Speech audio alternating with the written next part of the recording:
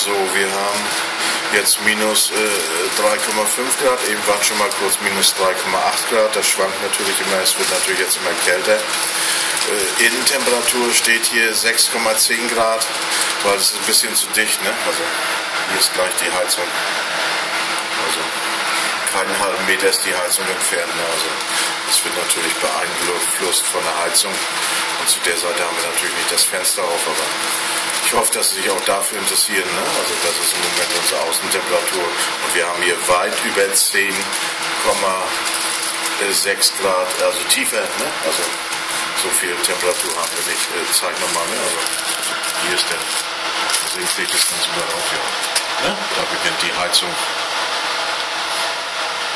Das wollte ich da auch nochmal zeigen. Also ist wirklich alles in Ordnung. Was Sie da gesehen haben, sind natürlich Schnüre und andere Sicherungen. Das Fenster und alles, ne? Das haben wir natürlich auf bis Orkanstärke 10 sind die Fenster natürlich gesichert und wurden getestet, ne? Letztes Jahr so ein Orkan und das natürlich auch nichts mit dem Fenster passiert und die Fenster auch nicht kaputt gehen können. Ja, danke für die Aufmerksamkeit.